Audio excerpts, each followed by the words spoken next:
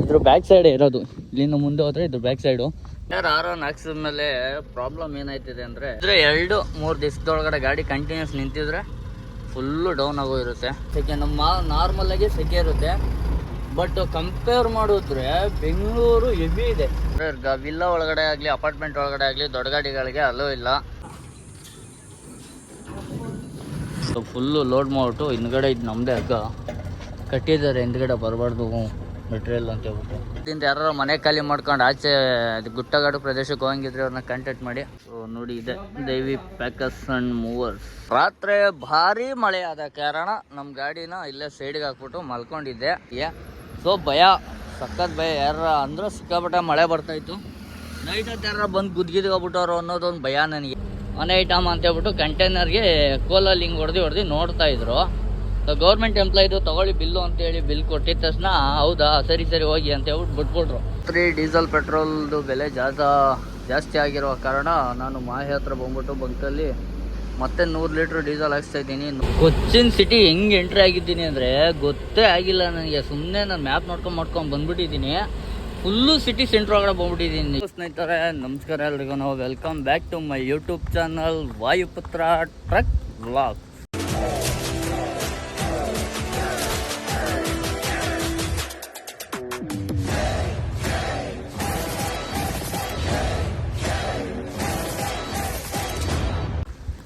So ಇವತ್ತು ನಾ ಎಲ್ಲಿದ್ದೀನಪ್ಪ ಅಂದರೆ ಗೋವಾ. ಸೊ ಗೋವಾಗೆ ಬಂದು ಮನೆ ಸಾಮಾನು ಐಟಮ್ ಲೋಡಿಂಗ್ ಇದೆ ಇಲ್ಲಿಂದ ಕೊಚ್ಚಿನ್ಗೆ. ಸೊ ಗಾಡಿ ನೋಡಿ ಅಲ್ಲಿ ನಿಂತಿದೆ. ಬೆಳಿಗ್ಗೆ ಬಂದಿದ್ದು, ನೈಟ್ ಬಂದಿದ್ದು ನಾನು 12:30 1 ಗಂಟೆ ಆಗಿತ್ತು ಇಲ್ಲಿ ಬರೋ ಅಷ್ಟೊತ್ತಿಗೆ. ಸೊ ಬಂದುಬಿಟ್ಟು ಗಾಡೀಲಿ ಸೈಡಲ್ಲಿ ಹಾಕ್ತಿದ್ದೀನಿ. ಇಲ್ಲಿವರೆಗೂ ಟೈಮ್ ಬಂದು ಅಲ್ಲೇ 2:15 ಆಗಿದೆ. ಇಲ್ಲಿವರೆಗೂ ಏನು ಕರೆದಿರಲಿಲ್ಲ. ನೈಟ್ ಎಲ್ಲಿ ಬಂದು ನಿಲ್ಸಿದ್ನೋ ಅಲ್ಲೇ ಐತೆ ಗಾಡಿ. ಸೊ ಪ್ಯಾಕರ್ಸ್ ಆ್ಯಂಡ್ ಮೂವರ್ಸು ಆಫೀಸು ಅಲ್ಲಿ ಮುಂದೆ ಇದೆ. ಸೊ ಇವಾಗ ಫೋನ್ ಮಾಡಿ ಕರೆದ್ರು ಗಾಡಿ ಎತ್ಕೊಂಡ್ಬನ್ನಿ ಅಂತ. ಹೋಗ್ಬೇಕು ಇವಾಗ. ಇದ್ರ ಬ್ಯಾಕ್ ಸೈಡೇ ಇರೋದು, ಇಲ್ಲಿಂದ ಮುಂದೆ ಹೋದರೆ ಇದ್ರ back side loading point. So ಇಷ್ಟೊತ್ತು ಪ್ಯಾಕಿಂಗ್ ಮಾಡ್ತಿದ್ದಾರಂತೆ. ಊಟ ಗೀಟ ಎಲ್ಲ ಮಾಡ್ಕೊಂಡು ಬಂದೆ, ಅವರೇ ಕೊಡಿಸಿದ್ರು ಊಟ ಎಲ್ಲ. ಸೊ ಇವಾಗ ಲೋಡಿಂಗ್ ಪಾಯಿಂಟ್ ಹತ್ರ ಹೋಗೋಣ ಬನ್ನಿ. ಆರ್1 ಹಾಕ್ಸಿದ ಮೇಲೆ ಪ್ರಾಬ್ಲಮ್ ಏನಾಯ್ತಿದೆ ಅಂದರೆ, ಸೊ ಗಾಡಿಗೆ ಸ್ಟಾರ್ಟ್ ಮಾಡಿ ಫುಲ್ ಮಾಡಿ ಬಿಟ್ಟಿದ್ರೆ 2-3 ದಿವಸದೊಳಗಡೆ ಗಾಡಿ ಕಂಟಿನ್ಯೂಸ್ ನಿಂತಿದ್ರೆ ಫುಲ್ಲು ಡೌನ್ ಆಗೋಗಿರುತ್ತೆ. ನೋಡಿ ಬಂದರು ಕರ್ಕೊಂಡೋಗಿ ಬನ್ನಿ ಹೋಗೋಣ ಅಂತ. ಸೊ ಡೌನ್ ಆಗೋಗಿರುತ್ತೆ, ಅದು ಮೇಯ್ನ್ ಪ್ರಾಬ್ಲಮ್ಮು. ಸೊ ಬನ್ನಿ ಹೋಗೋಣ. ನಾವು ಇಲ್ಲಿಂದ ಹೋಗಿ ಲೋಡಿಂಗ್ ಪಾಯಿಂಟಲ್ಲಿ ಲೋಡ್ ಮಾಡ್ಕೊಳ್ಳೋಣ. ಕೊಚ್ಚಿನ್ ಬೆವರು ಸಖತ್ ಬೆವರು ನೋಡಿರಿ, ಎಷ್ಟು ಬೆವ್ತು ಹೋಗಿದ್ದೀನಿ. ಸಿಕ್ಕಾಪಟ್ಟೆ ಸೆಕೆ. ನಮ್ಮ ನಾರ್ಮಲಾಗಿ ಸೆಕೆ ಇರುತ್ತೆ. ಬಟ್ ಕಂಪೇರ್ ಮಾಡಿದ್ರೆ ಬೆಂಗಳೂರು ಹೆವಿ ಇದೆ. ಗೋವಾ ಮಾಮೂಲಿ ನಾರ್ಮಲಾಗಿ ಇಲ್ಲಿ ಬಂದಾಗ ಎಷ್ಟಿರುತ್ತೋ ಅಷ್ಟೇ ಇದೆ. ಬಟ್ ಬೆಂಗಳೂರು ನಾರ್ಮಲಾಗಿಲ್ಲ, ಅದೊಂಥರ ಭಯಂಕರವಾಗೈತೆ.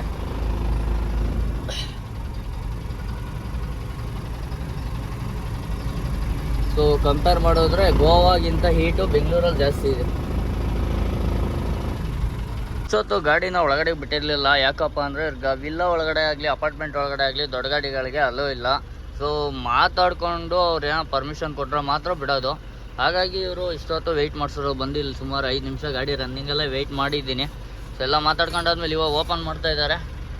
ಸೊ ಬನ್ನಿ ಮುಂದಕ್ಕೆ ಗ್ಲಾಸ್ ಓಡಿಸ್ಬೇಕು ಗುರು. ಗಾಡಿ ಇಲ್ಲೇ ಪಾರ್ಕಿಂಗಲ್ಲಿ ನಿಲ್ಸಿದ್ನಲ್ಲ, ಗಾಡಿ ಗ್ಲಾಸ್ ಎಲ್ಲ ಕ್ಲೀನ್ ಮಾಡಿರಲಿಲ್ಲ. ಸೊ ಇವಾಗ ಕ್ಲೀನ್ ಮಾಡ್ಕೋಬೇಕು.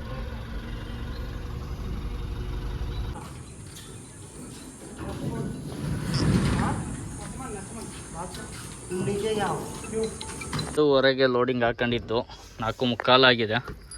ಸೊ ಗಾಡಿ ಲೋಡ್ ಕಂಪ್ಲೀಟ್ ಆಗಿದೆ. ಹಿಂದೆ ಡೋರ್ ಹಾಕಬೇಕು. ಸೊ ಪಕ್ಕಕ್ಕೆ ನಿಲ್ಲಿಸ್ಬಿಟ್ಟಿದ್ದೀನಿ, ಆಗಲ್ಲ ಡೋರ್ ಹಾಕೋಕ್ಕೆ. ಇವಾಗ ಗಾಡಿ ಒಂಚೂರು ಕ್ರಾಸಾಗಿ ತೆಗಿಬೇಕಂತೆ, ಅದಕ್ಕೆ ತೆಗಿತಾ ಇದ್ದೀನಿ.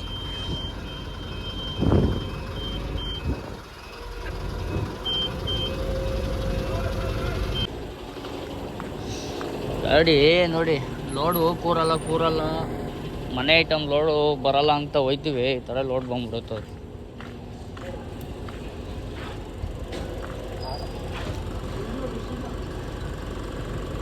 ಸೊ ಫುಲ್ಲು ಲೋಡ್ ಮಾಡಿಬಿಟ್ಟು ಹಿಂದ್ಗಡೆ ಇದು ನಮ್ಮದೇ ಹಗ್ಗ ಕಟ್ಟಿದ್ದಾರೆ, ಹಿಂದ್ಗಡೆ ಬರಬಾರ್ದು ಮೆಟೀರಿಯಲ್ ಅಂತ ಹೇಳ್ಬಿಟ್ಟು. ಸೊ ಸೇಫ್ಟಿ ಇರಲಿ.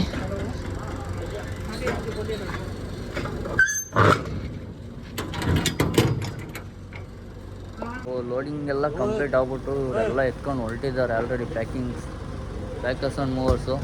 ಸೊ ಗೋವಾದಲ್ಲಿ ಯಾರು ಮನೆ ಖಾಲಿ ಮಾಡ್ಕೊಂಡು ಆಚೆ ಗುಟ್ಟಗಾಡು ಪ್ರದೇಶಕ್ಕೆ ಹೋಗಂಗಿದ್ರೆ ಅವ್ರನ್ನ ಕಾಂಟ್ಯಾಕ್ಟ್ ಮಾಡಿ. भाई आपका पैकिंग का क्या नाम क्या? देवी पैकर्स एंड मूवर्स. वो प्लेस नाम क्या है? ಚಿಕಾಲಿಯಂ ಗೋವಾ. ಸೊ ಇಲ್ಲಿ ಇವರೇ ಓನರು, ಇವರೆಲ್ಲ ವರ್ಕರ್ಸು. ಸೊ ಎಲ್ಲ ಜೊತೆಯಲ್ಲಿ ಟೀಮ್ ಕೆಲಸ ಮಾಡ್ತಾ ಇದ್ದಾರೆ.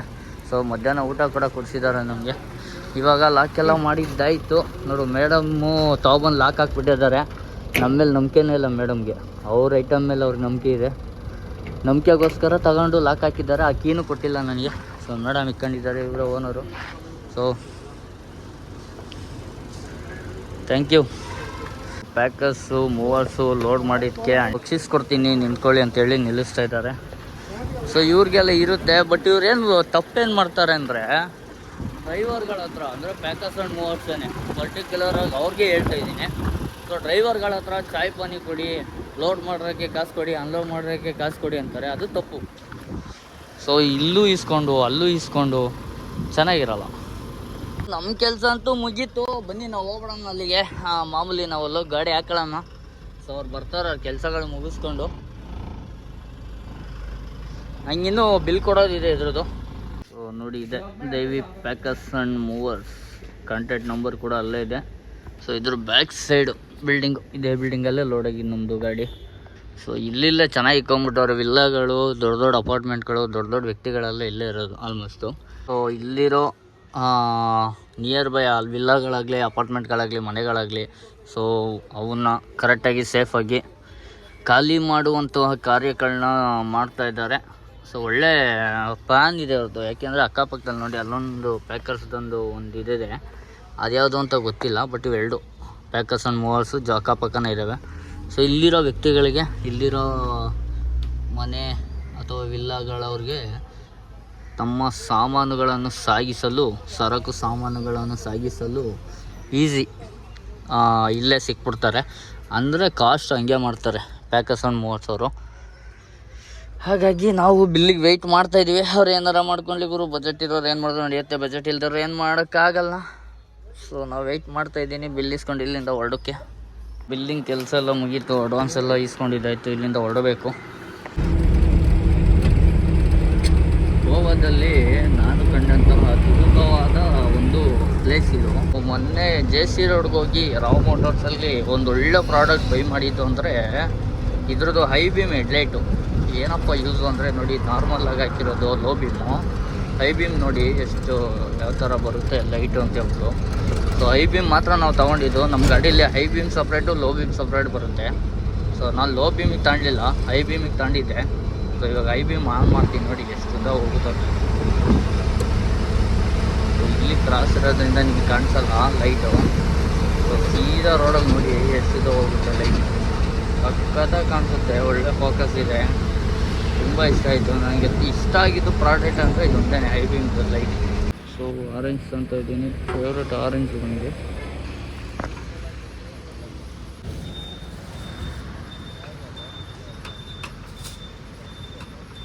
ಒಂದು ಕೆಜಿ ಆರೆಂಜು 300 ರೂಪಾಯಿ. 300 ರೂಪಾಯಿ ಒಂದು KG orange ತಗೊಂಡಿದ್ದಾಯಿತು.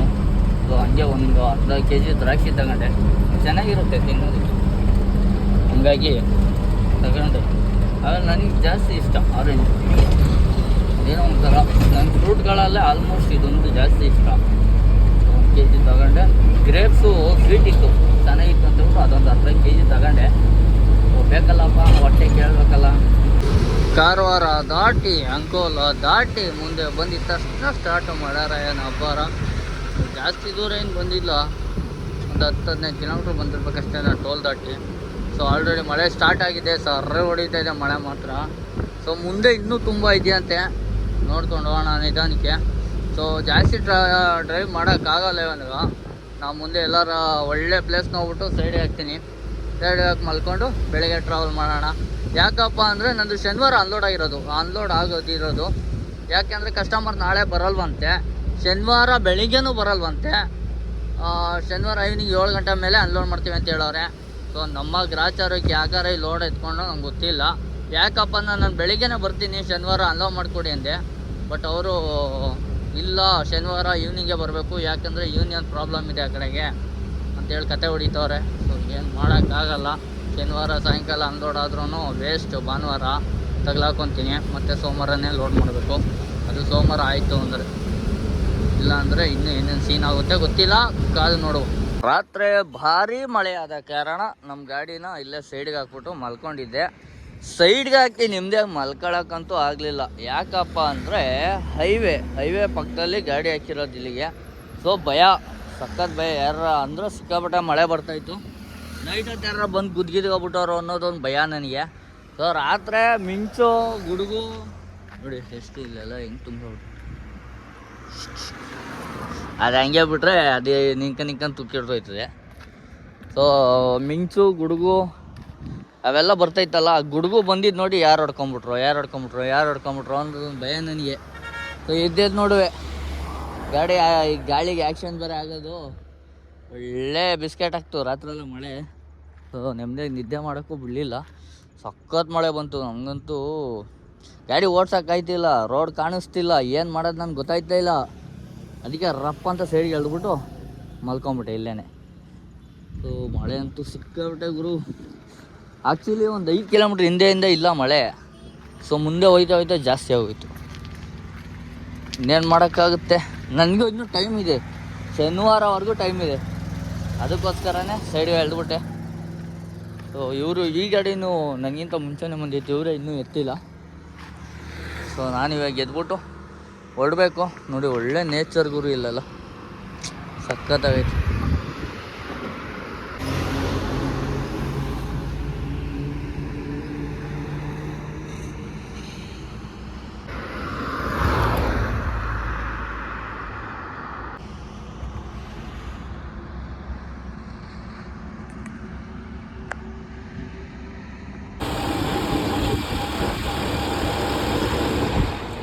So Kumta 1 hour ಬಿಟ್ಟು ಬಂದರೆ ಮುಂದೆ ಒಂದು ಟೋಲ್ ಸಿಗುತ್ತೆ.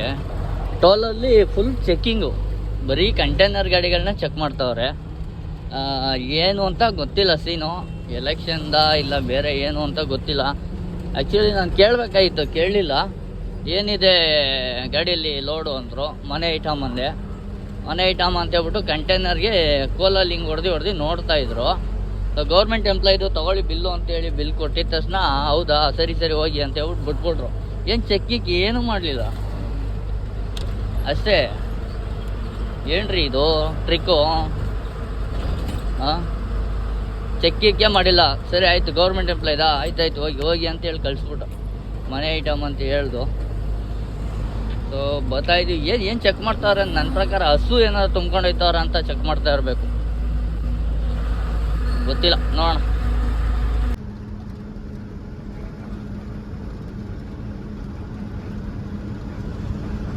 ಉಪ್ಪಿ ಟೋಲ್ ಹತ್ರ ಬಂದು ಗಾಡಿ ಸೈಡ್ಗೆ ಹಾಕ್ಬಿಟ್ಟು ವಾಶ್ರೂಮ್ಗೆ ಹೋಗ್ಬಿಟ್ಟು ಮತ್ತೆ ಸ್ವಲ್ಪ ತಲೆಯೆಲ್ಲ ಒಂದು ಸ್ವಲ್ಪ ಇದಾಗೋಯ್ತು. ಶಾಂಪು ಹಚ್ಚಿ ಬರೀ ತಲೆ ಮಾತ್ರ ತೊಳ್ಕೊಬಂದೆ. ಸೊ ಸ್ನಾನ ಮಾಡೋಕ್ಕಲ್ಲಿ ಜಾಗ ಇದೆ, ಬಟ್ ನನಗೆ ಬಟ್ಟೆ ಇಲ್ಲ ನೋಡಿ. ಬಟ್ಟೆ ಗಿಟ್ಟೆ ಏನು ತಂದಿಲ್ಲ, ಹಂಗೆ ಬಂದ್ಬಿಟ್ಟಿದ್ದೀನಿ. ನಾನು ಜಸ್ಟ್ ಬೆಂಗಳೂರಿಗೆ ಗಾಡಿ ತೊಗೊಂಡೋಗೋಣ ಅಂತೇಳಿ ಬಂದಿದ್ದೆ ಅಷ್ಟೇ. ಎಲ್ಲ ಬಟ್ಟೆ ಎಲ್ಲ ನನ್ನ ಟಾಟಾ ಗಾಡೀಲೈತೆ. ಸೊ ನೋಡಿದ್ರೆ ಇಲ್ಲಿ ಕಮಿಟ್ಮೆಂಟ್ಸು ಜಾಸ್ತಿ ತುಂಬ ಆಗೋಯ್ತು. ಹಾಗಾಗಿ ಬೆಂಗಳೂರಿಗೆ ಹೋಗೋದು ಬೇಡ, ಎಲ್ಲರೂ ಜಾಸ್ತಿ ಲಾಂಗ್ ಮಾಡೋಣ ಅಂತ. ಜಾಸ್ತಿ ಲಾಂಗ್ ಅಂದರೆ ಮಾಮೂಲಿ ಕೊಚ್ಚಿನು ತಮಿಳ್ನಾಡು ಈ ಸೈಡ್ ಮಾಡೋಣ ಅಂತ ಹೇಳ್ಬಿಟ್ಟು ಡಿಸೈಡ್ ಮಾಡಿಬಿಟ್ಟು ಸೊ ಕೊಚ್ಚಿನಿಗೆ ಲೋಡ್ ಮಾಡಿದೆ. ಇವಾಗ ಕೊಚ್ಚಿನ್ಗೆ ಹೋಗ್ಬಿಟ್ಟು ಅಲ್ಲಿಂದ ಏನಾರು ಬೆಂಗಳೂರಿಗಾಯ್ತು ಅಂದರೆ ಮಾಡಬೇಕು. ಇಲ್ಲ ಆಂಧ್ರವೇ ಬೆಂಗಳೂರು ಟಚ್ ಆಗಿ ಹೋಗೋ ಥರ ಯಾವ್ದಾರು ಲೋಡ್ ಇತ್ತು ಅಂದರೆ ಮಾಡಬೇಕು. ಯಾಕೆಂದರೆ ಬಟ್ಟೆ ತೊಗೊಂಡೇಬೇಕು ನಾನು. ಹಿಂಸೆ ಆಗುತ್ತೆ ನನಗೆ, 2 ರಿಂದ 3 ದಿನ ಸ್ನಾನ ಮಾಡದೆ ಇರೋಕ್ಕಾಗಲ್ಲ. ಸೊ ಅದು ಅಲ್ಲದೆ ಈ ತೆಗೆಯಲ್ಲಂತೂ ಇನ್ನೂ ಆಗೋಲ್ಲ. ಅದಕ್ಕೆ ನೆಕ್ಸ್ಟ್ ಏನಾರು ಕೊಚ್ಚಿಯಿಂದ ಲೋಡ್ ಮಾಡಿದ್ರೆ ಬೆಂಗಳೂರಿಗೆ ಮಾಡಬೇಕು, ಇಲ್ಲ ಬೆಂಗಳೂರು ಟಚ್ ಹೋಗೋ ಥರ ಮಾಡಬೇಕು ಅಂತ ಅಂದ್ಕೊಂಡಿದ್ದೀನಿ. ನೋಡೋಣ. ಸೊ ಸದ್ಯಕ್ಕೆ ಇವಾಗ ಇಲ್ಲಿಂದ ಹೊರಡುವ ಸಮಯ. ಇಷ್ಟೊತ್ತು ಇಲ್ಲಿ ಇದ್ದಿದ್ದಾಯ್ತು ಒಂದು 1/2 ಅವರ್ 1 ಅವರ್ ಇಲ್ಲಿ ಟೈಮ್ ಪಾಸ್ ಮಾಡಿದೆ ಅನಿಸುತ್ತೆ. ಸೊ ಇವಾಗ ಇಲ್ಲಿಂದ ಹೊರಡಬೇಕು. ನಮ್ಗೆ ಹೆಂಗಿದೆ ಸ್ಯಾರಿಂಗ್ ಹಾಕ್ಬಿಡೋದು, ಡ್ರೈವ್ ಮಾಡ್ಕೊಡೋದು ಚೆನ್ನಾಗಿದ್ದಾರೋ ಹೇಳ್ರಿ. ಆಮೇಲೆ ಫೋರ್ಸ್ ಬೇರೆ ಬರುತ್ತೆ, ಗಾಡಿ ಸಖತ್ತ ಫೋರ್ಸ್ ಬರುತ್ತೆ. ಆರಾಮಾಗಿ ಡ್ರೈವ್ ಮಾಡ್ತೀವಿ. ಡೀಸೆಲ್ ಪೆಟ್ರೋಲ್ದು ಬೆಲೆ ಜಾಸ್ತಿ ಆಗಿರುವ ಕಾರಣ ನಾನು ಮಾಹಿ ಹತ್ರ ಬಂದ್ಬಿಟ್ಟು ಬಂಕಲ್ಲಿ ಮತ್ತೆ 100 ಲೀಟ್ರ್ ಡೀಸೆಲ್ ಹಾಕ್ಸ್ತಾಯಿದ್ದೀನಿ. 108 ಲೀಟರ್ ಹೇಳಿದ್ದೀನಿ. ಸೊ 108 ಲೀಟ್ರ್ ಹಾಕ್ತಾಯಿದ್ದಾರೆ. ಯಾಕಪ್ಪ ಅಂದರೆ ಮತ್ತೆ ಇಲ್ಲಿಂದ ನಾನು ಬೆಂಗಳೂರಿಗೆ ಹೋಗೋ ಅಷ್ಟೊತ್ತಿಗೆ 850 ಕಿಲೋಮೀಟ್ರ್ ಆಗುತ್ತೆ. ಸೊ 850 ಕಿಲೋಮೀಟ್ರಿಗೆ ಬೇಕು ಡೀಸಲು. ನನಗೇನು ಇವಾಗ ಮಧ್ಯಕ್ಕೆ ಯಾವುದೂ ಅವಶ್ಯಕತೆ ಇಲ್ಲ. ಹಾಗಾಗಿ ನಾನು ಇರೋ ಅಮೌಂಟ್ನೆಲ್ಲ ಡೀಸೆಲಾಗಿ ಕನ್ವರ್ಟ್ ಮಾಡ್ತಾಯಿದ್ದೀನಿ. ಸೊ ಇವಾಗ ನಮಗೆ ಡೀಸೆಲ್ ಹಾಕೋ ಅವಶ್ಯಕತೆ ಇರಲ್ಲ, ಡೈರೆಕ್ಟ್ ಗಾಡಿ ಲೋಡ್ ಎತ್ತೋದು ಹೋಗೋದು ಅಷ್ಟೇ. ಸೊ ತಲೆ ಕೆಟ್ಟರೆ ಹೆಂಗಿದ್ರು ಡೀಸೆಲ್ ಐತಲ್ಲ, ಖಾಲಿ ಹೊಡೆದು ಬಿಡೋಣ ಅಂತ ಲೋಡಿಂಗ್ ಪಾಯಿಂಟ್ವರೆಗೂ ಖಾಲಿ ಅಂತೂ ಹೊಡೆದಿದ್ದೀನಿ ನಾನು. ಸೊ ಆ ಥರ. ಸೊ 86 ರೂಪೀಸ್ 78 ಪೈಸಾ ಇದೆ ಡೀಸೆಲ್ ರೇಟ್ ಇಲ್ಲಿ ಮಾಹೆ ಅಂದರೆ ಪಾಂಡಿಚೇರಿ ಲೆಕ್ಕಾಚಾರ. ಸೊ ನೋಡಿ,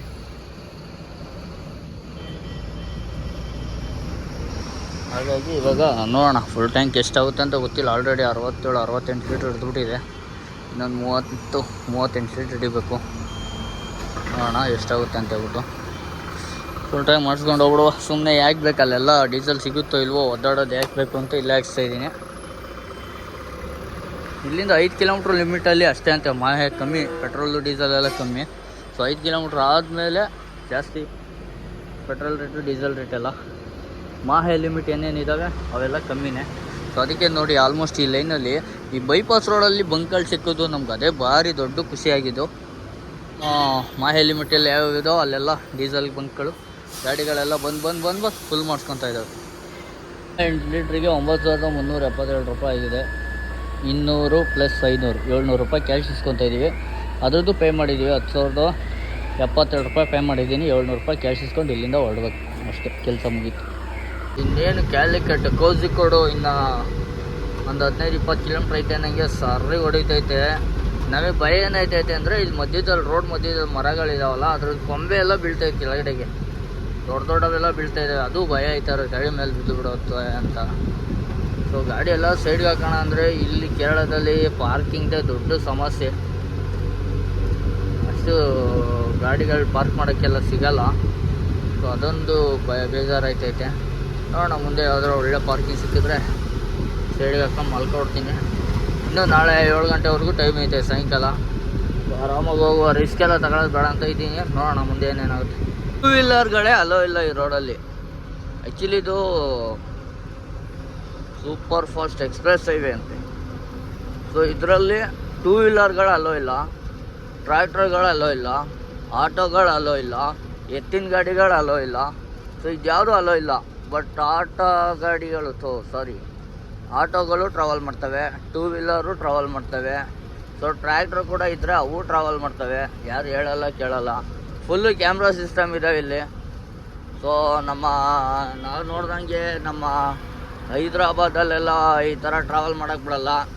ಆಮೇಲೆ ನಮ್ಮ ಮೈಸೂರು ಬೆಂಗಳೂರು ಎಕ್ಸ್ಪ್ರೆಸ್ ಹೈವೇಲ್ಲೂ ಹಿಂಗೆ ಟ್ರಾವೆಲ್ ಮಾಡೋಕ್ಕೆ ಬಿಡಲ್ಲ, ಅಲ್ಲೇ ಹಿಡ್ದಾಕ್ಬಿಡ್ತಾರೆ. ಸೊ ಇಲ್ಲ ಹಂಗಿಲ್ಲ ನೋಡಿ, ಇಲ್ಲಿ ಬೋರ್ಡ್ಗಳು ಹಾಕಿದ್ದಾರೆ ನೋಡಿ.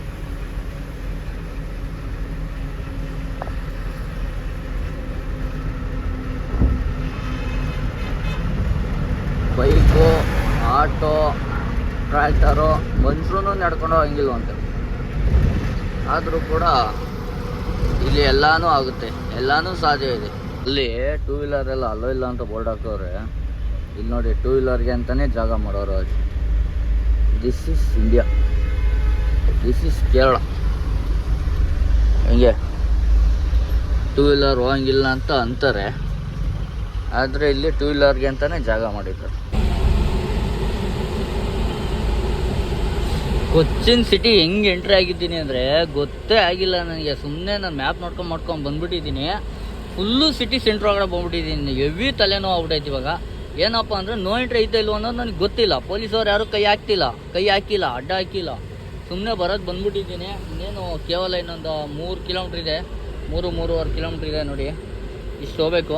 ಸೊ ಇಲ್ಲಿ ಭಯ ಸ್ಟಾರ್ಟ್ ಆಗಿರೋದು. ನೋ ಎಂಟ್ರಿ ಗಾಡಿ ಏನಾರ ಇವಾಗ ಹಿಡ್ಕೊಂಬಿಟ್ರು, ನೋ ಎಂಟ್ರಿಗೆ ಎಂಟ್ರಿ ಇಲ್ಲ, ನೀವು ಬಂದಿರೋದು ಸರಿ ಇಲ್ಲ, ಗಾಡಿ ಹೆವಿ ವೆಹಿಕಲ್ ನೋ ಎಂಟ್ರಿ ಐತಿ ರೋಡು ಅಂತ ಹಿಡ್ಕೊಂಬಿಟ್ರೆ ಹೆವಿ ಹಿಂಸೆ ಆಯ್ತದೆ. ನೋಡ್ಕೊಂಡು ಹೋಗೋಣ. ಆದರೂ ಪುಕ್ಕ ಅಂತ ಐತೆ ಎಲ್ಲಿ ಒಂಥರ ಜಲ್ ಅಂತ ಐತೆ. ಆಮೇಲೆ ಯೂನಿಫಾರ್ಮ್ ಇಲ್ಲ, ಸೀಟ್ ಬೆಲ್ಟ್ ಇಲ್ಲ.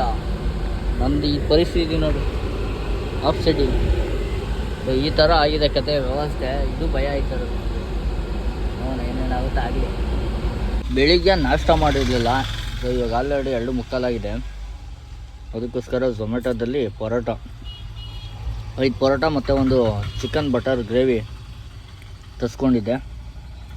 ಸೊ ಬಟರ್ ಗ್ರೇವಿ ಮಾತ್ರ ಸಖತ್ತಾಗಿದೆ, ಒಳ್ಳೆ ಟೇಸ್ಟು. ಸೊ ಹೊಟ್ಟೆ ಇದಕ್ಕೂ ಒಳ್ಳೆ ಟೇಸ್ಟು ಸಿಕ್ಕಿದೆ. ಬ್ಯಾಟಿಂಗ್ ಬರ್ಸೋದು ಇವಾಗ